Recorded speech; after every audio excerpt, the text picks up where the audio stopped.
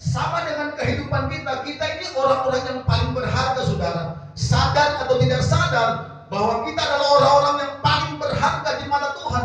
Oleh sebab itu Alkitab berkata bahwa Yohanes belum pencuri, dia berusaha untuk mencari situasi. Alkitab berkata bahwa kalau hari ini dia tidak bisa menggagalkan kita, maka dia punya waktu yang tepat. Dia akan mencari kesempatan. Nah, Anda melihat bahwa di Hidden Garden Job ini mereka sudah melihat, mereka sudah survei 3 tahun, mereka survei tempat itu. Bagaimana cara untuk membobol salah satu pusat brankas perhiasan terbesar di Inggris, di London, khususnya di London.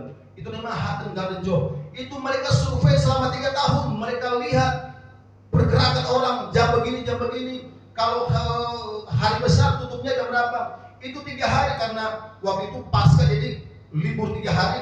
Itu dalam waktu 3 hari mereka harus menjebol tembok hampir 1 meter tebalnya. Kenapa? Karena ada hal yang paling berharga. Petrus bilang tadi bahwa waspada, berjaga-jaga. Iblis, dia tidak pernah diam, dia selalu ada dan dia selalu memantau setiap kehidupan kita. Di mana letak kesalahan kita, di mana letak kelemahan kita. Oleh sebab itu, apa yang harus kita lakukan dengan hidup yang berharga ini? Waspada, berjaga-jaga. Karena kita menjadi pusat incaran oleh kuasa kegelapan. Kenapa? Karena Wahyu bilang kan, waktunya sudah dekat. Yang kedua, contoh yang kedua, The Covenant.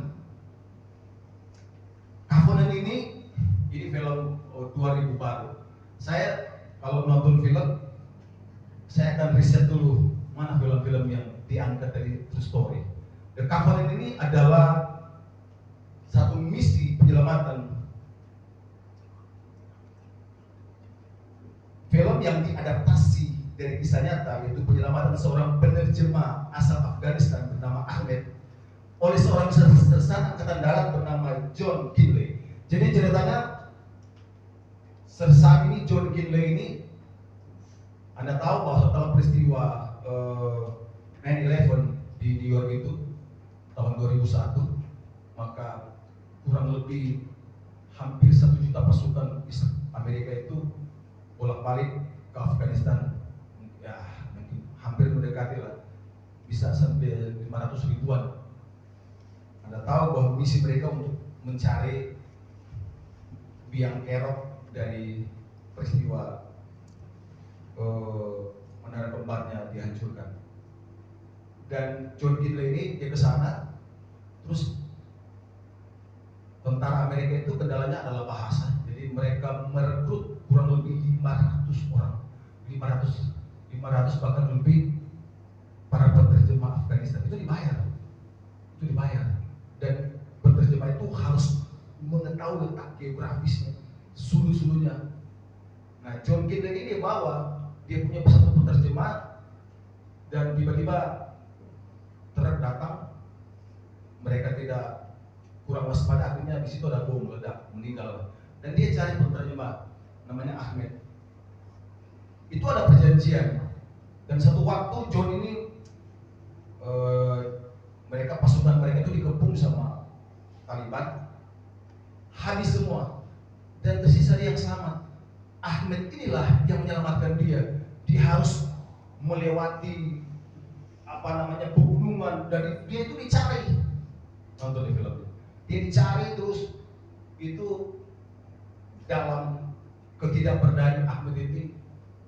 Masalahnya John Kinley ini dia sudah kena tembak, jadi nggak bisa jalan. Dia hanya ditandu, dia ditandu terus dia seret. Itu berkilo-kilo, ratusan kilo, dia harus cari tempat untuk menghindar dari Taliban. Makanya kan seorang penerjemah Afghanistan itu dia harus mengetahui letak geografisnya. Kalau diserang di sini, dia harus putar kemana. Dan satu waktu John bilang, kamu saya akan buat visa, kamu akan tinggal di Amerika. Dia akan bikin warga negara. Dan itu setelah peristiwa itu dia sampai Ahmed itu menolong dia, membawa dia sampai kepada pangkalan Amerika. Terus setelah itu dia diterbangkan untuk dirawat. Berapa bulan kemudian dia dengar bahwa kan ada perjanjian, makanya namanya the covenant. Ada perjanjian bahwa Ahmed ini dan keluarganya akan diselamatkan, karena setelah peristiwa itu bahwa Ahmed ini dan keluarganya tidak aman.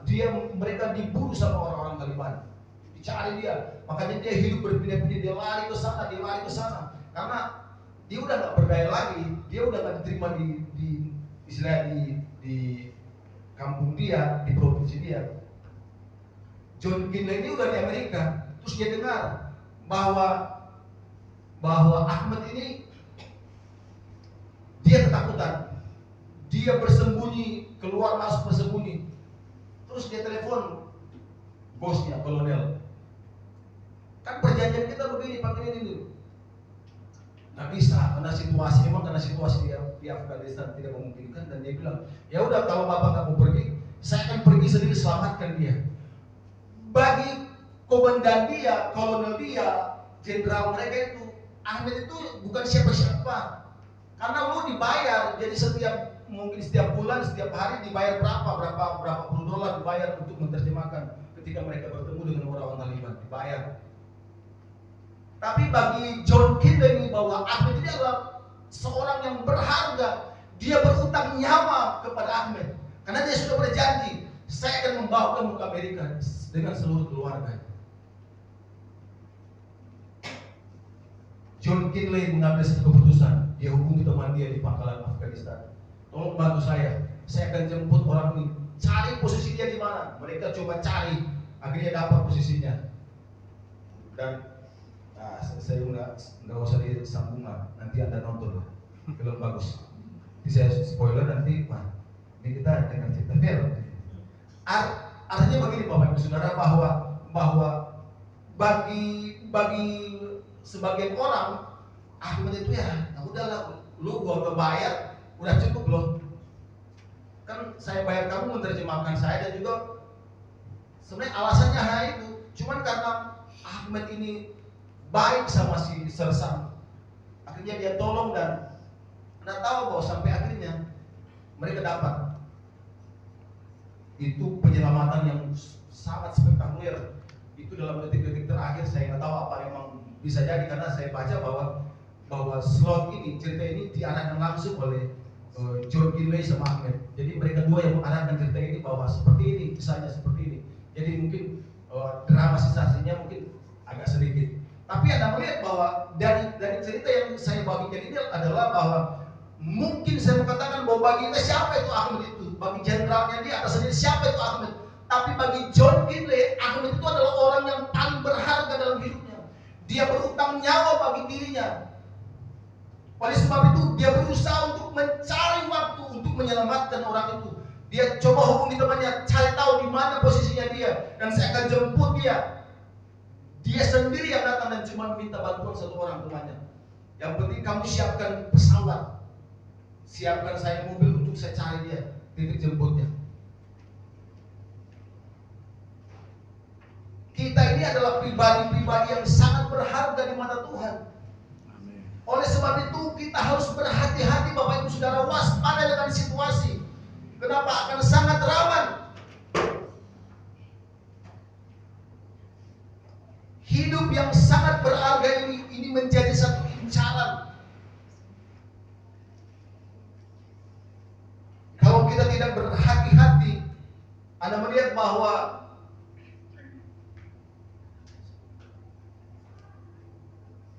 iblis dan antek-anteknya mereka menawarkan hal-hal yang sangat menggiurkan bagi kita sebagai orang yang percaya. Oleh sebab itu firman Tuhan katakan bahwa kalau kita tidak berhati-hati, tidak waspada, maka kita akan masuk dalam lingkaran mereka. Yang kedua, apa yang harus kita lakukan dalam hidup yang berharga ini, dengan hidup yang berharga? Yang kedua adalah persahabatan. Alkitab berkata di dalam 1 Korintus pasal yang ke-15 ayat yang ke-33, berkata begini. 1 Korintus 15 ayat 33, janganlah kamu sesat, pergaulan yang buruk merusakkan kebiasaan yang baik. Yang kedua adalah apa yang harus kita lakukan dengan hidup yang berharga ini Hati-hati dengan persahabatan, hati-hati dengan teman. Kita harus belajar memilih siapa yang harus kita pilih. Kenapa? Alkitab berkata bahwa pergaulan yang buruk akan merusak kebiasaan yang baik. Amen. Walaupun kita setia beribadah kepada Tuhan, setia melayani Tuhan, setia jadi WL, jadi singer, apapun yang kita lakukan di gereja, tetapi ketika kita keluar dari tempat ini dan kita bergaul, berkompromi, ada di dalam lingkungan orang-orang tidak baik, maka satu waktu orang itu akan menyeret kita. Oleh sebab itu hidup kita ini sangat berharga. Oleh sebab itu bagi anak-anak muda yang hadir hari ini, kita harus belajar memilih teman. Amsal 22 ayat 24 dan 25. Dalam setiap persahabatan, dalam setiap pertemanan, di situ ada jerat. Kalau kita bergaul dengan mereka, lama-lama kita akan terbiasa dengan mereka, dengan gaya mereka, dengan hidup mereka. Dan Alkitab berkata, Amsal bilang, itu menjadi jerat bagi kita. Itu menjadi jebakan bagi kita. Sebab